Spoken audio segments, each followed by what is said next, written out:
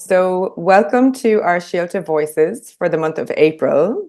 This month, for the entire month of April, we are focusing on our relationship to Earth. And that can mean many things, and it has many branches to look at the human being as part of an Earth community, as part of the whole, and as part of the ecological collective. So, we'll dive into a few of those branches today, but we are really thrilled and honored and grateful to welcome Matt Smith with us into conversation today. Matt is the founder and CEO of the wonderful charity named Hometree, who we've been collaborating with for a few of our community days over the last year. And we're really, really privileged to be able to be in relationship with a charity that is so groundbreaking, that is so forward thinking, and that is so aligned with really, really deep values and principles of community, of connection, and of reciprocity. So we're going to have a chat today about all things nature-based, about all things community-based and connection-based. So just extending a really, really warm welcome to you, Matt, and thank you for being with us today. How are you doing? Absolutely, yeah, I feel good. It's a mental day here. The weather's amazing. It's been the driest kind of spring start to the year I've ever known, in this part of the world anyway. But yeah, it's a sweet sunny day. It really helps yeah, the body, mind, and the vibe when it's great. So yeah, I feel blessed, and yeah, always just super grateful for the support from you guys. It's yeah, sweet to be in proximity with you guys too. So thanks for rubbing off on us. Yeah, beautiful, Matt. Thank you. And thank you so much for bringing in the external elements already. So, just to situate ourselves a little bit more deeply, today is Tuesday, the 8th of April. We're already a little bit into this exciting month of nature connection and fully in line with spring and all of its blossoming and blooming.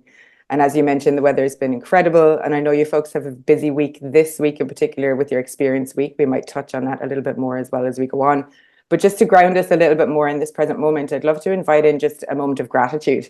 So, in a lot of our nature based practices, we refer to gratitude as the root that holds us. So, just inviting in this moment, like what is something that you're feeling really especially grateful for right now in this moment? My fine self, is it? I Yes. suppose the thing that I feel most connected to or anchored to is my kids, really. I can't I can't take a breath or step without feeling that strong pull of attachment to them, and with that it's just so much gratitude for getting to hang out with those guys. They're so sweet. Beautiful. The next generation are, yeah, a place where I suppose, we put a lot of our hope and our faith and our values and everything, and that we receive so much from as well. It's actually funny, they both they're both real young. One's 5 the other day and one's 2, and they both think they're going to work at Hometree because that's all they've ever really known. It's just that's where people go to work. It's like my best mate I work with, Mitch, and I'm really close with Ray and Sarah, and I hang out with them at the weekends, and they just think that everyone works at Hometree. So their world, the size of their world is Yeah, proximal to the size of Hometree. even their mum rents the space to do workshops, so they're like, geez, even mum's working at Hometree these days. It's pretty funny. Yeah, amazing. And I think that's really important in terms of like family values and community and connection. So you've already brought in a few things there in terms of like the friendship and the connections that you do share with your colleagues. Can you tell us a little bit about the story of how it is that you folks all came together, like this bunch of like really, really solid human folk? Hmm. Um, I, I do a lot of these talks and webinars and podcasts and stuff, and ultimately I was just in a really luxurious position, really privileged position to kind of choose what I did, and I had, that's because of the family that I grew up in, because of the place that I was born, a bunch of things, because of my school that I went to, all that kind of stuff. So I was just in a really privileged, luxurious position that I did get to choose. And what would be most relevant? I was always brought up, on a diet of, The Guardian or The Observer, and my mum was a professor of politics and sociology, and I came from a really rural kind of community in Cornwall, and my dad was a bit of an entrepreneur. So yeah, just kind of totally brought up on that, and I I spent the early part of my life, first say 10 years, either at the beach or at sea. I spent a lot of time sailing boats, delivering sailing boats, and but I always kind of tracked what was going on in the world. And one of my trips back to Ireland, started growing vegetables. I did that for about 7 years. And we had a wicked impact on like a nice big piece of land in West Clare. And Hometree kind of began at that community farm that we set up.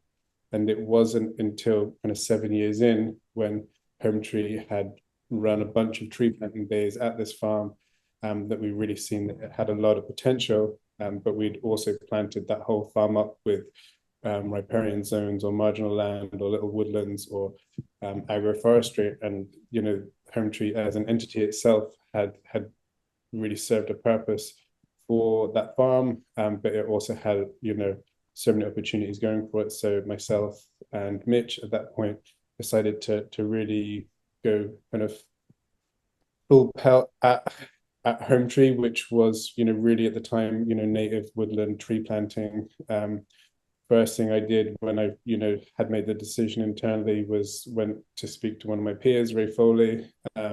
And, you know, at that point, Hometree had no land, no staff. It had a turnover of that year, I think 39,000. It had a website that was very basic. I remember just like first meeting with Ray, I was really excited. And I just opened up Squarespace, the website that the website provider that we used, and just started making changes live, you know. And I remember Ray, he was working for Antashk at the time. He was just saying, you know, I'm mad for it. I'm totally in, but you know, I've got a job and family and or you know, house and stuff. He's like, I need it would need to be a job for me. And we applied for a European fund and we got it, and it was 3.5 salaries.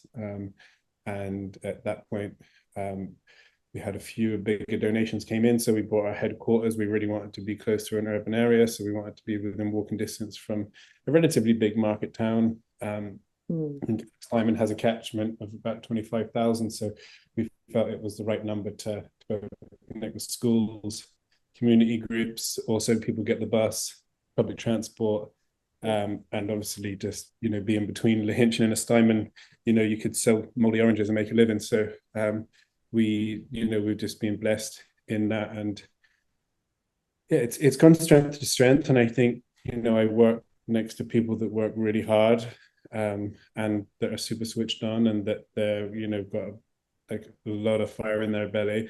And at the same time, you know, there was a lot of appetite for the kind of work we do. There was void, I think, in the nature space, in the implementation space, as an NGO to move into. So I think, you know, we filled the void, but that didn't take away from how hard people worked and, you know, how much time they gave to it. So yeah, that's a bit of an update. I'm assuming, you know, that because, you know, people listening have been following you guys for ages, that, you know, they've got a kind of sense who we are.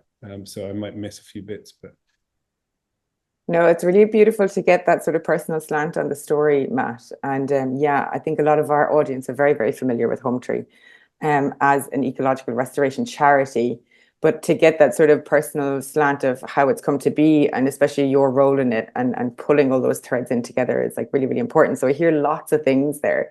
And I think the first thing that jumps out to me is this sort of idea of cross-pollination, you know, like you are from Cornwall, you know, you came to Ireland for whatever reason originally, but this is a really important thing that we talk about often in ecological terms as well, is like how it is that the movement of species across place, right, is really important for cross-pollination. So I know that like for us in Ireland as well, it's been really, really beautiful to get like external perspectives and to get people coming to Ireland who can bring in fresh ideas and new thoughts and different ways of thinking, who can see our land differently and bring in a different energy. So I don't know where you map yourself on that scale, but I think it's certainly that, you know, as Irish people might be able to appreciate from others. I know, you know, the England and Irish Isles share so many similarities and many differences as well. But and particularly, you know, like Cornwall is a Celtic nation. You know, there's a river that separates us from from England. Our people played hurling, Mm, football. They spoke Gaelic, and there would have been, because like on a sailing boat, pre motor vehicles, it would have been quicker for you to go from where I live in a town called, where I was born, in a town called St. Ives, to Skibbereen. Would have taken you a day on a sailing boat, but would have taken you 8 days on a horse to get to London. yeah, well, So it's like our people have been hanging out for a really long time. yeah. Um, Even like the patron saint of Cornwall, St. Piran, he actually left Ireland as St. Kieran, but by the time we got to Cornwall and we couldn't say it, that we said Piran instead. And there's just such a lot of that there. And interestingly, the closest point on a sailing boat from St. Ives to Ireland is Skibbereen, and that's where my wife's from. Wow, that's such a beautiful synchronicity, isn't it? I think so, but sure, you can find meaning in anything. Yes, and we do try and find meaning everywhere we can. It's a really important part of our experience as humans, I think, is that we're meaning-making creatures, Mm. and that's one of the pieces that is often missing in our societies at large at the moment, in our cultures. And something that's really valuable about bringing the ecological perspective forward is like this is a place where we can really deeply find meaning in our lives, in our worlds. And it's a really cohesive thing. I think culturally we're actually wanting to really connect with one another. Mm. So yeah, that sort of cross-pollination piece feels really important. But I also heard in that story as well, like the really big piece around like the hunger for doing something, like the fire in the belly and the drive that was present in many of the founding members of Mm. Hometree, and is probably, present for all of your staff and all of your community. And I think that really relates quite strongly as well to this meaning pieces. We're really hungry to contribute, to make a difference, to share in our actions together. And so one of the beautiful things that we see about Hometree is that actually gives people an outlet for that. People who don't necessarily have access to land, they don't have access to practices of planting and learning about ecology and learning about seed saving and all those things. So, the way that you actually give a space for people to meet the hunger that's present in the collective feels like a really crucial part. How important has it been for you to like open up your actions and your mission to the public and to the community? Yeah, it's kind of one of our key principles really is nurturing that connection, or key values, and it's been there since the beginning. And you know we run an open day every other Saturday, but before that, when I was growing vegetables, we had an open day every Wednesday. I think it was Wednesday. And before that, I sailed sailing boats around the world, and I'd take people with me. And before that, I was lifeguarding. Like it's everything I've ever done has been like in that kind of intersection between, people and nature. Mm, There's probably a song there somewhere, but um, we really see that, like, we're lucky in Ireland because we're kind of we're not really planning nearing the nature restoration space. It's been going on for a really long time, mm, in a lot of different countries. So we get to kind of um, pull from that and figure out what worked, what didn't. We can kind of, it's like if you're building a house and your neighbor and your other neighbor have already done it, you can just kind of walk past and be like, I want it a bit like that, but a bit bigger here and there, rather than having to really innovate in the space. So yeah, mm. we really understood, like, there's a bunch of data and science out there around like what ends up lasting a long time in the community. You really need the people involved from the beginning. You need stakeholders, like, basically, if it's going to have a big impact on a community, the stakeholders need to be brought in as close to the beginning as possible. Yeah. Sometimes it can be real disruptive when you invite too many people in at the very beginning. Like, more than one confused person in a room is probably unlikely to leave. You're probably unlikely to leave more clear. But as long as, or you just have a really good facilitator, someone that's, really happy to handle and detangle that confusion. Mm. Yeah, and I suppose you bring in there a little bit of the complexity as well of what happens when we do come together as humans, right? Like it's not really straightforward. Like community building I say it is, all the time. It's like, we, like, everyone that ever worked at Hometree, we haven't, only two, there's 25 people that work here. Only two people that work here replaced someone else that used to work here. So 23 of the people that currently work here had to move into a job that wasn't done before them, in an organization Mm, that didn't exist before that, in a space that wasn't that we're not copying someone else. So we've had to always hire in new. We could never really hire across. It's been a hell of a challenge for the people that have joined, because what happens is, they're already they haven't got a clear path for what they're supposed to do. They haven't got a mm. framework for what they're supposed to do. And the person that sat next to them is in exactly the same boat. So, I always say that, confusion is, if I'm confused, I'm ultimately in conflict with myself. I'm already, two different parts of me are at war to a Mm, great realistic extent. On a Saturday night, do I want to go out and party, or do I want to put my feet up? One, part of me wants to go out, part of me wants to stay in. I'm at war with myself. And if I go into a room with someone that's already confused or at odds with themselves, yeah, like, what are the chances of leaving both going like, oh, thank God for that. I feel so clear and clear now. yeah. So like, like holding that has been basically all I've done since I've been here. That's the part that you feel like you're holding in the center. 100%. Yeah. Yeah. So, like, I have so many questions around that, and that's such a gorgeous, kind of juicy place to dive into, I think, for me, because what I hear in that is like, where do we place our trust within ourselves? At Síolta in particular, we're really about empowering people to come into deeper relationship with their own bodies, with their own intuitions, with their kind of deeper knowing. A lot of the wellness spaces and the self-development practices, it can be really self-fulfilling, but we're really wanting to empower people to know what it is their own truth and what is their own capacity so that they can give back to the world. So that's exactly what I hear you describing in your role as that sort of like strong oak within Hometree. So what are some of the Maybe resources it's or the not a strong oak. places? Maybe it's a young willow that just can bend with the wind. Yeah, yeah. I'd love to hear more about that from you. Like, what do you feel is that real strength? Is it strength and flexibility? Is it like knowing what your body is wanting to tell you at any given moment in time? Where do you find that deeper knowing, that deeper intuition? Like, there's been times in my life that where the kind of personal journey, or that inner reflection has been like the central part of my experience. It definitely isn't at Hometree. It's not to say I don't listen to myself or don't, aren't on my own path, or, I'm not Mm, curious about what's important to me. We have a constitution, we have a board, we have objectives, targets, KPIs, and ultimately that is our guiding light and our principle. And it's not, the tension in my belly that gets to kind of dictate where we go. I can use that as a tool for understanding,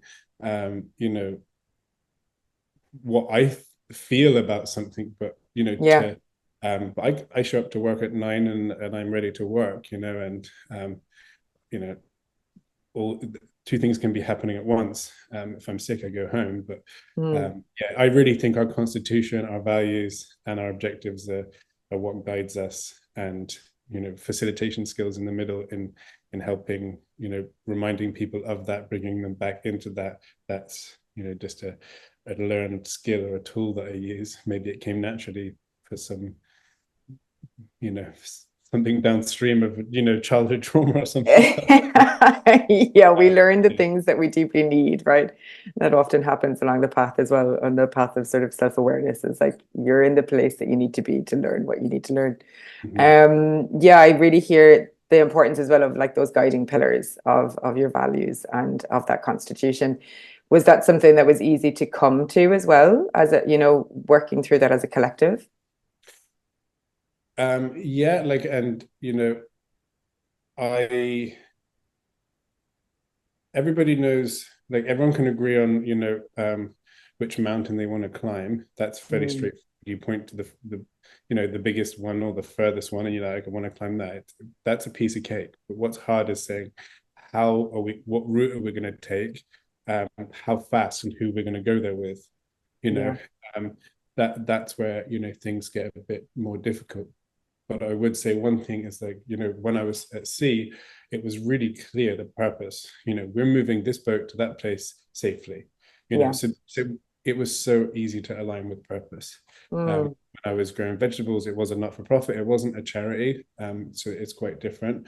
The purpose was clear, but it wasn't crystal clear, and the decision making framework was clear, but also not crystal. And when we really gave Hometree like the love and care and energy that it needed, that constitution I really knew was going to protect everybody that donated towards it, everybody that volunteered towards it, everybody that worked there. I knew that it was that needed to be just clear and cultivated. So we could, it was, what I always think, or what I learned through these different, jobs and stuff is that the thing at the very end needs to be the strongest, and that's why our constitution is bulletproof. How mm. we, above that, we can have, loose decision-making frameworks, or we can have loose, who's a manager of who, or, how fast we're going to get to that mountain. That can all be loose, but at the bottom needs to be rock solid.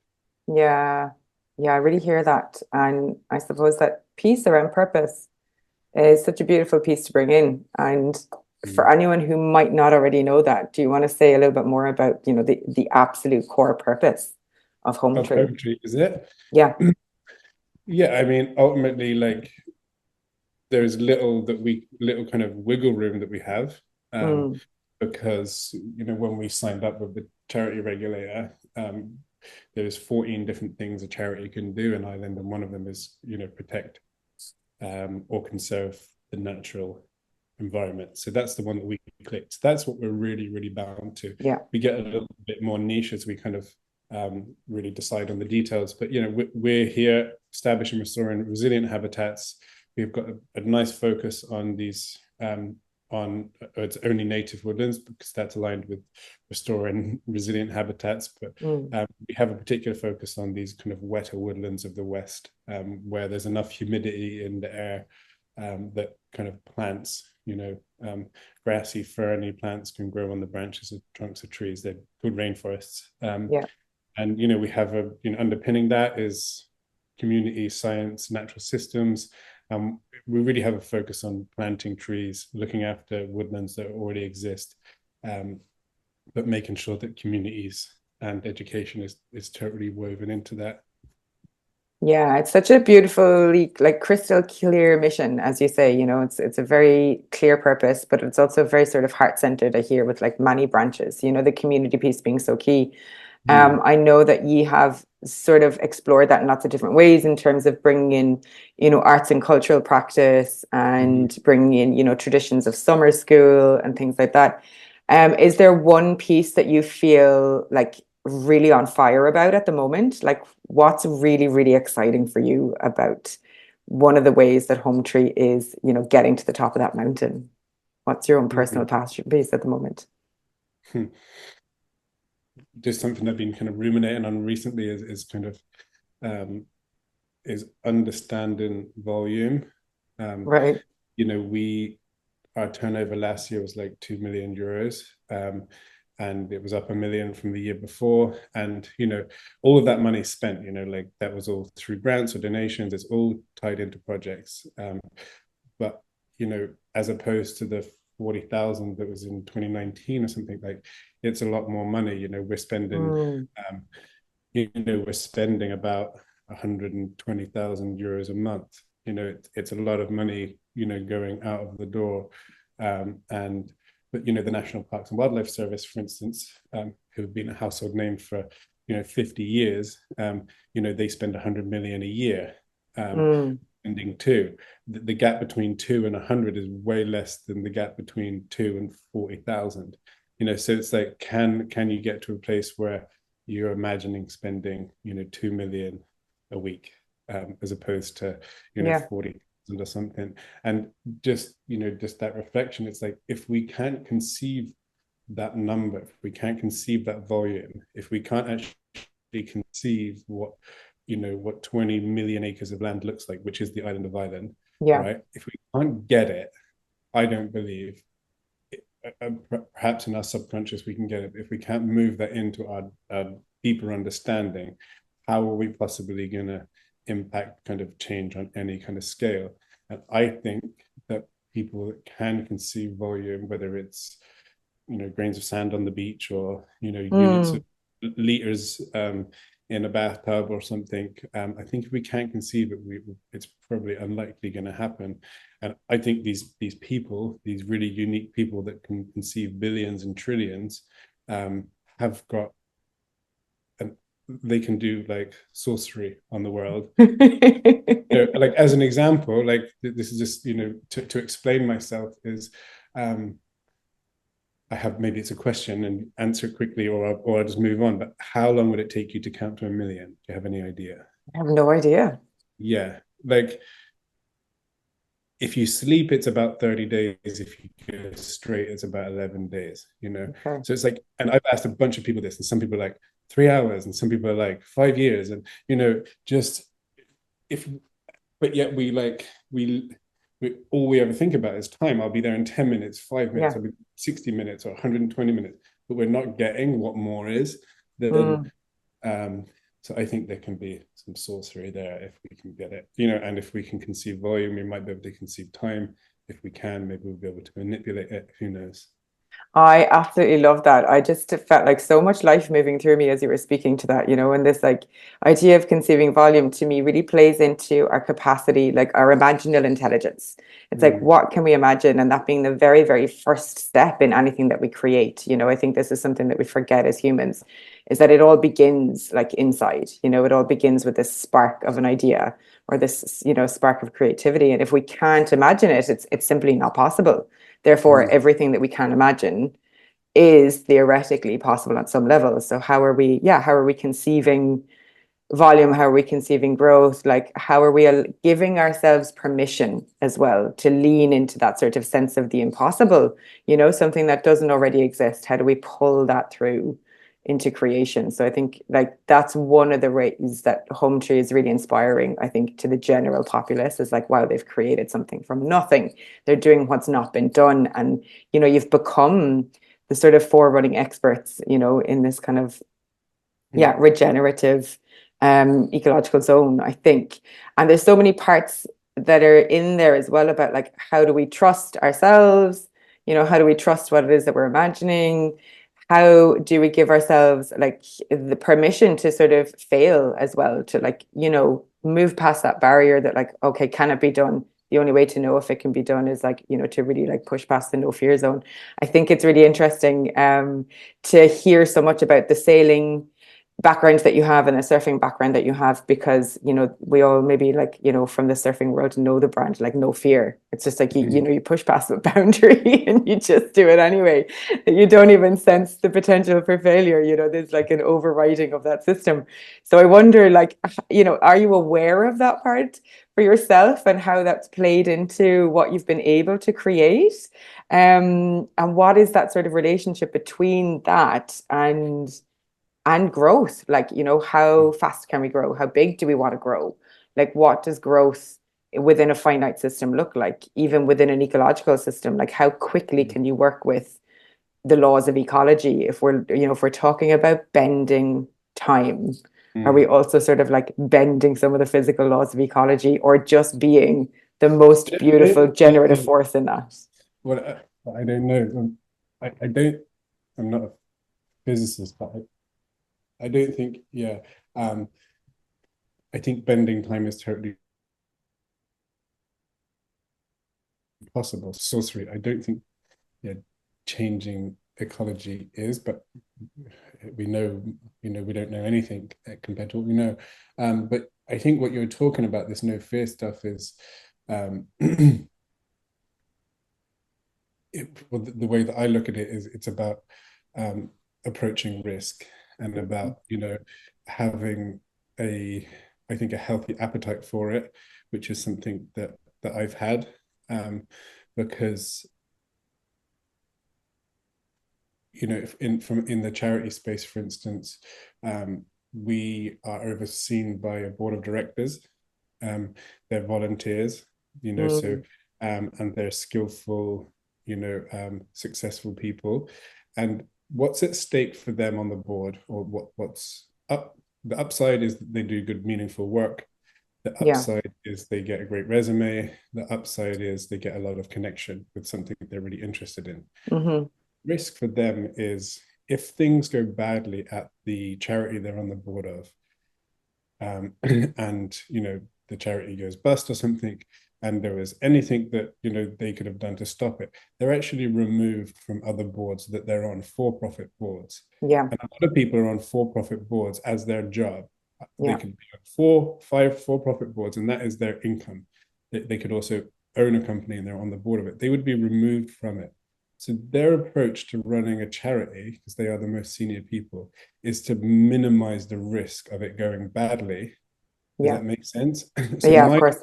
as the chief exec is to go, I hold that that's your approach to it. Actually, the organization itself, which is more than the individual board member, is about what we said we would do with the charity regulator, which is about conserving and expanding native woodlands.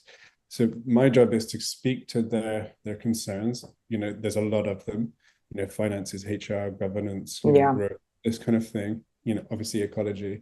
Speak to them in a way that they can have a healthier appetite for the growth that we believe is possible. Something like that. And I suppose my own personal approach is like, I'm not at Hometree for a job, even though it is my job. I do get paid, I get holiday like everybody else that works a normal job. But I'm not here for that.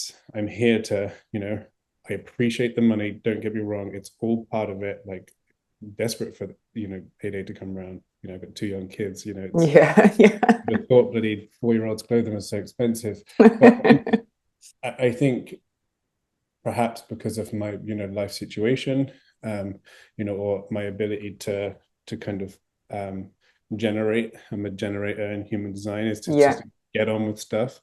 But I also left sailing with some money in the bank. So, I managed to buy a ruin and I, developed it myself. So for me, everything's not on the line. And for me, what is important, the board chose me as the chief exec, and like, they know that that's what I'm here for. I'm into scaling. And until we do something, until we do have a speed bump, then they're going to back me, because I think we're talking sense. And we've experienced a lot of growth, but in 2023, like the whole year, we put a pause on any new opportunities. We wanted to be ready to scale, like the dive in governance and our employment documents and policies and procedures. Like it was so such a good foundation, because we had a really big year in 22 and we seen that 23 was going to be good, but if we didn't spend time on that, the wheels could have come off. So that's what we're constantly doing. One of our strategies for the next 10 years, operational excellence, alongside of resilient habitats and nature connected communities, is about being an excellent organization.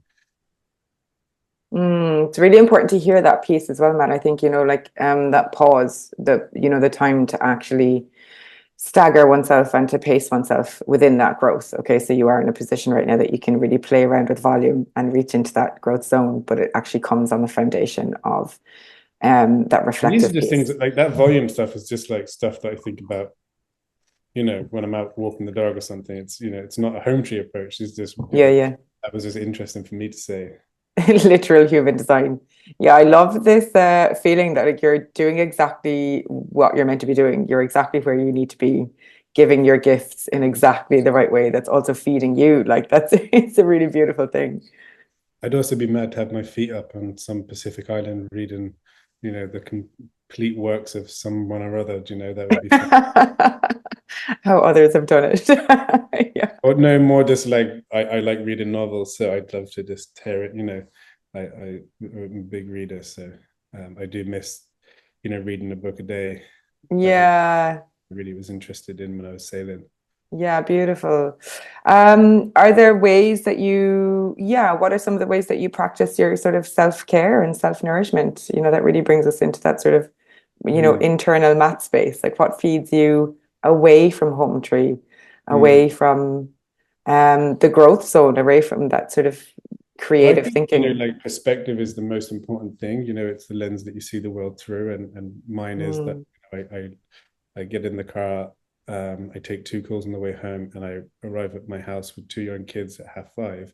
Like, I ain't taking work home with me when I walk through the door. Like, it's just yeah. not possible. So I'm just kind of snapped out of it. We do a 4-day week here. We used to get paid 4/5 of the salary, and it was 2 years ago we actually went into getting paid. You know, they're modest, but got paid a salary for 4 days. You know, Yeah. so we really, like, the organization cares for the human. Mostly people just work really hard for 4 days and basically catch their breath on the Friday. Yeah. In that, you know, I was lucky that I got to do a lot of that kind of self-discovery, I suppose, when I was sailing and lifeguarding and Mm, growing veg and stuff. So yeah, have a few tools, but you know, surfing, yoga, bit of meditation, that kind of stuff. And um, man, I just got super lucky with my genes and I was born, and like I barely think I've made an authentic decision in my life. You know, I have an appetite for risk because my sister, who was 2 years older than me, liked me when I was born and would pick yeah. me up when I fell over. Like, so, you know, what really, I always wonder, you know, is any of this me, or am I just playing out what I learned? Yeah, that's a lovely reflection. I think it's a deeper philosophical question, isn't it? It's like actually what does make up the individual, Mm, with all of the relationships that hold us, all of the sort of ancestry and the generational skills and challenges that come, as we're born into the world. And all of the ecosystems that teach us, that every way that we play and learn this embodiment with relation to the physical landscapes, that will enhance our experience or not. So it's really super beautiful to be able to reach into that space and to know that it's like, I'm not responsible for my own success. I think it's, yeah, one of the phrases that's really difficult to hear nowadays is, this phrase of self-actualized, actually, mm, that's not really true. It's not based in any ecological reality. There's so many forces that go into mm, shaping a human or making sure that they are successful or not. That they actualize the gifts that they've been given. And it's about paying things forward. Often, I feel. mm, Yeah, and I think that this theme of reciprocity is really beautiful. It's a word we're hearing a lot of nowadays. I think we're starting to, as we become aware of the very many ways that the human is influencing and shaping ecological reality and the environment in the world, we're kind of leaning into and borrowing a lot of indigenous cultural sort of phrases and mindsets and outlooks. So we hear reciprocity a lot, we hear right relationship, but like really what does it mean to us to be in a regenerative sort of mindset, to be in a to be practicing regenerative culture. So I think mm, this is one of the really beautiful ways that Hometree is a gorgeous example of that as well. It's something that we really aim towards as well with Siolta, is that, like, okay, we acknowledge where we are, we acknowledge the gifts and the challenges, and how is it that anything that we can cultivate for and with ourselves and with our communities can flow beyond us and, can find a place to land where it's giving back to the whole. I'm speaking about that in sort of like really broad terms because mm. there's so many ways, that can be true for any individual, any community, any landscape, depending on what's needed. But I wonder how it is that you feel like around that relationship between the inner world and the outer world. We've talked a bit about creation and imagination and yeah, what would be one of the ways that you feel it's important to keep that in focus, let's say, even in terms of the organization? Like, what's the heart of Mm. how Hometree operates, and what is the thing that you wouldn't want to lose sight of, especially in this zone of growth, I suppose? Um, yeah, I mean, Jesus, there's a lot there, but Yeah. you know, like Hometree right now, yeah, I'll start from start from the beginning. I don't believe it's possible to be like in that kind of have reciprocity in relation to another until you found out what's important to you. You know, Mm, it would be unfair on them to be like, you know, finding what's equal or what's fair between you or what's, you know, possible to exchange. So really you've got to go go into anything knowing, what's important to you to some extent, Yeah. because it's not about what's fair and equal, it's about what's equitable, what pace do I need to get to be able to be, in that more generous space. And Hometree like has that's the always zone of any relationship, isn't it? It's like I have to totally. know myself before I can relate in any way to any Hopefully, relationship. unless you're just a mad extrovert like me who just needs other people to understand themselves. Things. But I suppose what I mean is like we've always gone into things from the beginning with like by our design, i.e. a charity and a Yeah. nature charity, with thinking about the other, thinking about the outside. And we've always really tried to have like a super generous assumption of the people that we're working with or the space. Mm, That's like one of my principles anyway. Being generous doesn't mean being passive or being in service. It just means that we're mm. really open to where someone might be coming from. And yeah, so in that, we're always having reciprocity towards the land that we're working on. But we really see like our kind of 10-year targets being mostly working with current landowners, people that already own the land. Yeah. Island is 20 million acres thereabouts. It's owned by 150,000 people. Yeah. Uh, that's really rare to have a landscape owned by so many small farmers Yeah. ultimately. So there's a lot of opportunity in that. What we want to do is have a bunch of little bits of land where we show people what's possible, where we've basically done the inner work, but also Yes. we've done Yeah. on our own sites, so we can say we've actually been through this, so we're actually ready to kind of help you through it. Like any good therapist, they've done their own homework, Yeah. but just that spirit of generosity, that collaborative nature, that purpose-driven organization, like that, they're just only the principles of any charity. I suppose for me, like I've practiced a lot of nonviolent communication, so that's always been part of like my approach.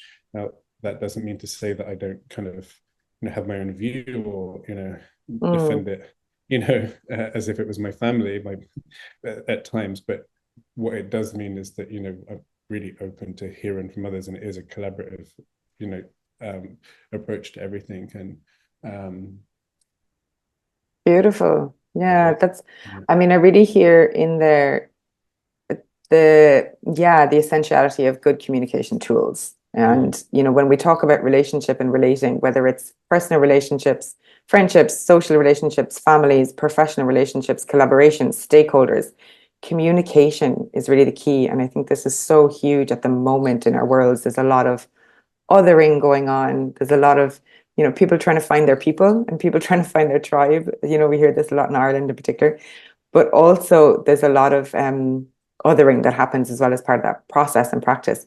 And so like I'm often with this question nowadays of like, how can we just hear each other? And how can mhm, we just understand each other and begin to feel each other and have empathy and compassion for one another? mm, That plays in a little bit, I think, to your assumption of generosity, like assuming people are good, assuming people are generous, and then inhabiting that spirit of generosity ourselves as well.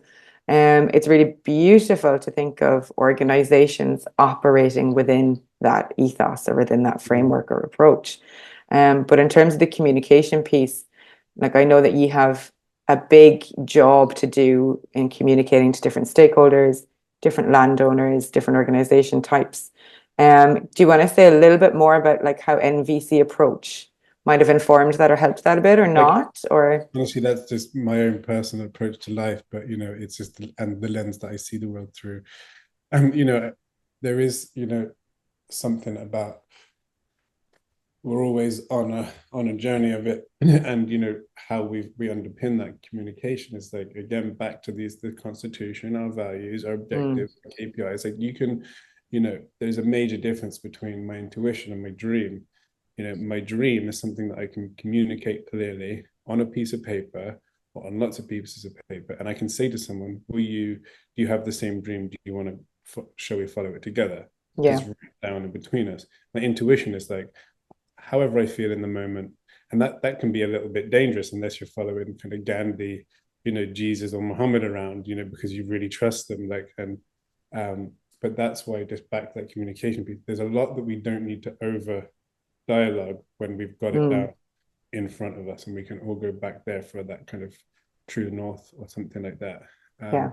And you know, when you get real good with teams, like when you get really in tune with teams, and you know, when you're working in that space, like it can be super subtle, you know, like you Yeah. can have really little cues about it. And you know, just back to that sailing, like, you know, I worked on small boats, but also big boats, worked with all sorts of different people. When you get a good crew, like, my God, it's fun. You know, you like, there's things that you're not supposed to do on big sailing boats. It's like, you never need to raise your voice, even when it's stormy, Mm. even when it's wild, because you've just got these like subtle cues. Like, I'm Yeah. moving my finger now, like pointing like a little worm going along the road. That Yeah. just means like a little bit, a little bit, a little bit, you know. So bring the rope in a little bit, bring the anchor in a little bit, you know, a little bit to port, a little bit to starboard, and like Yeah. that.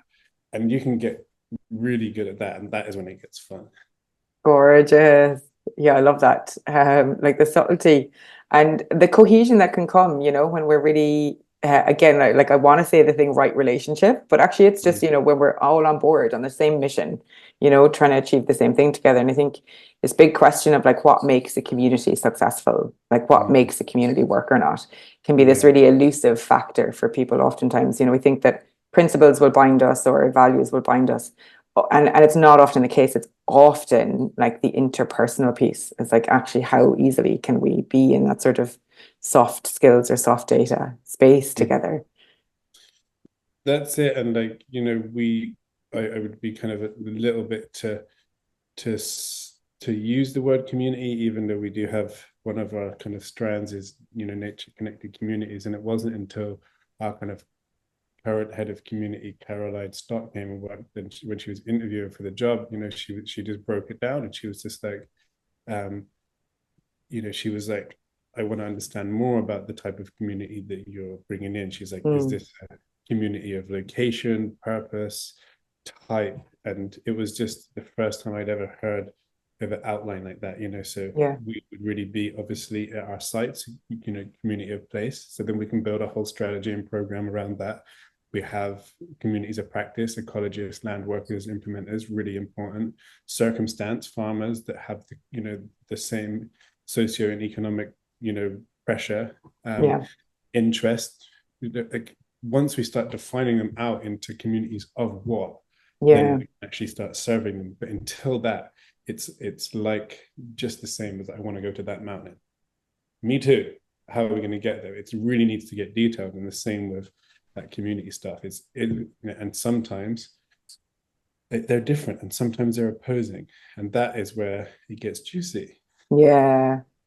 That is where it gets juicy in both like positive and challenging ways, right? Yeah. You know, like we're just in that juice. It's like juicy being like, that was a stimulating conversation. It's like nothing's life and death here. Like, it's, you know, there's never Yeah. emergencies, or, you know, like we can get pumped about our work, but ultimately it's just a spreadsheet we're getting hot about. Like, it's real here, you know. I love that you bring that in because in the body, oftentimes, like the body doesn't really know how to discern between different types of danger. We're still just mammals at heart. Yeah, And yeah. actually, we really have to bring ourselves back to relativity. It's like, okay, we're not in danger of dying here, Mm. and coming back to those binding principles. Yeah. It's just a really fun journey, I think, of exploring like how is it that we actually do achieve what we want to achieve. And I love that piece of actually defining your community parts. I really see that in an ecosystem sense. It's like, which parts of the ecosystem are kind of working together in which like little micro habitat, Mm. and all of it creating this synergy together. So, mm. Good. Yeah, I think one of the things that I know is true for you as well, Matt, and it's one of your pieces of work that I really admire that you've kind of leaned into a little bit, is this piece of adaptation and deep adaptation in particular. Like I Mm. know, like my own body of work around deep ecology is trying to kind of, yeah, zoom back out from the lens of science and ecosystem restoration, all of that, and kind of like re-belong the human as part of that process. Mhm. and also to learn like from the systems of natural occurrence, like how should the human be operating, you know, in a better way. So this concept, I think, at the moment of environmentalism, of rewilding, of regeneration, of conservation, you know, all the very, very many branches and terminology that we can use for, you know, the human's impact on the earth and on earth systems. It can be kind of quite entangled for people, but I think it's important to note amidst all this conversation, we are in a very particular moment in time. Like there's a reason that Earth Day exists and has existed, you know, for the last 60 years, is to try and draw awareness to, you know, this relationship that seems to be foundering in some places and damaging in other places, and can be quite alarming for some, that they can't meet the reality of that at times. So I think that this body of work that you've explored, that I've also had the privilege of being in a workshop with you around how is it that we adapt to this moment in time? How is it that we meet it gracefully? How do we meet it, like, you know, with some sort of emotional resilience or capacity? And I appreciate the piece of that work that is around meeting it through our heart and meeting it through our emotions, and then maybe meeting it through our body and allowing that to sort of settle and be deeper down. Does that feel urgent to you at times when you're also involved in, you know, such restorative work? Like, where is the balance there? Where do you find yourself in that scale of meeting the need for change? Like you know, I'm a kind of double Capricorn, so that's all I know. You know, it's just this, you know, lean into it and move. But yeah, the deep adaptation stuff that I'm kind of fond of, you know, it was a scientific paper written by Jem Bendell back in 2017 or 18, and you know, he kind of collated all the data. He was a UN scientist, worked for Cambridge University, and you know, he basically came to the assumption that climate change is you know, here, so it's about adapting to it. And he wrote this kind of framework for, you know, how to adapt to a changing world. You know, he said that you know, there would be, you know, in this landscape that's changing, there'd be extreme weather, disrupt food, water, shelter, power, that kind of stuff, you know, social and government systems, there'd be pandemics, wars, all of this kind of thing.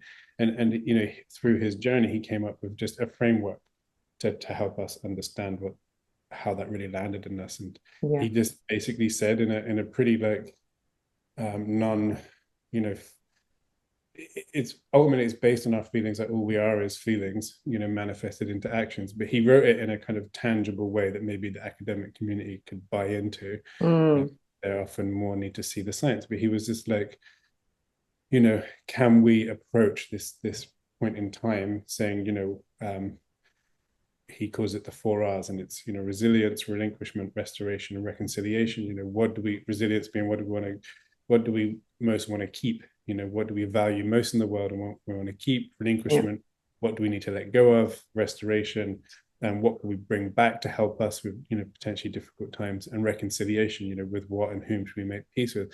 And that has really helped me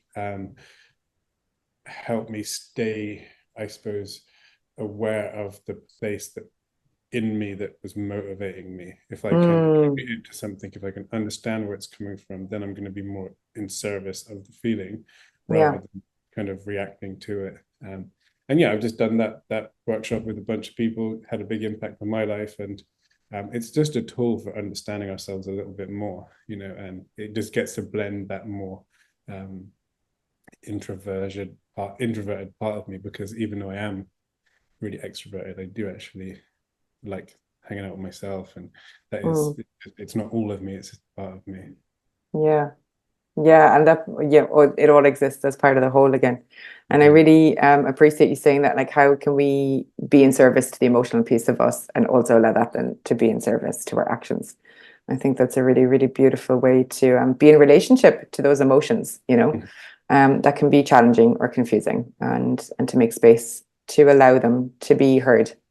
Actually have a workshop this afternoon on it. We do this experience week where people come for the week at Hometree, and they've been out planting trees this morning, and in the afternoon they had to read this gnarly scientific paper, and they're going to be I suppose, open, maybe a bit raw, but also probably a bit resistant to it too. So I can't wait to get them into it and yeah, see what comes up. It's a great process. Highly recommend it for anyone actually.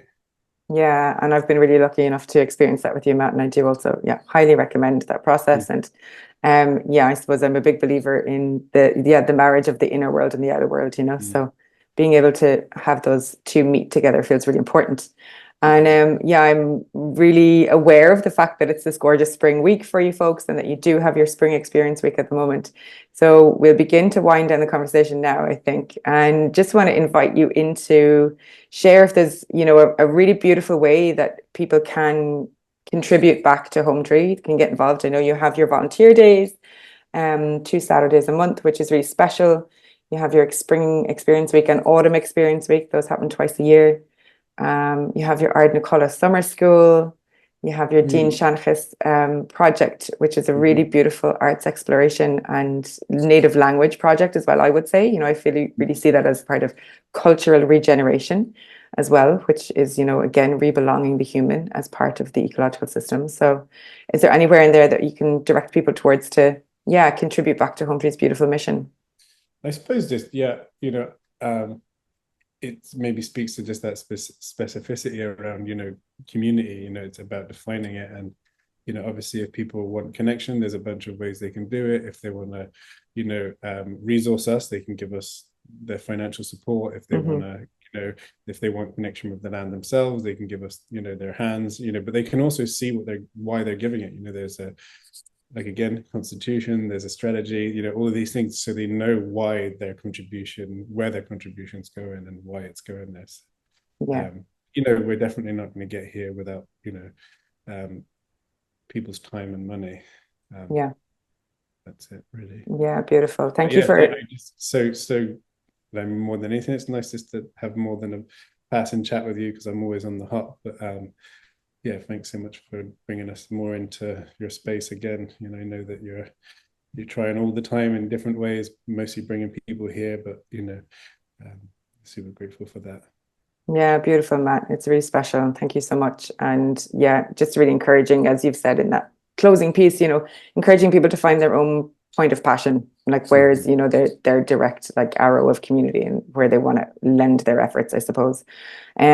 Just to round out the conversation, maybe in the same energy that we began, you know, we began with this root of gratitude, and particularly because it's spring and things are growing forth, just inviting in like one wish for today, one wish for the rest of the month, one wish for the future, just leaning into that imaginal potential possibility, just a wish for growing forth.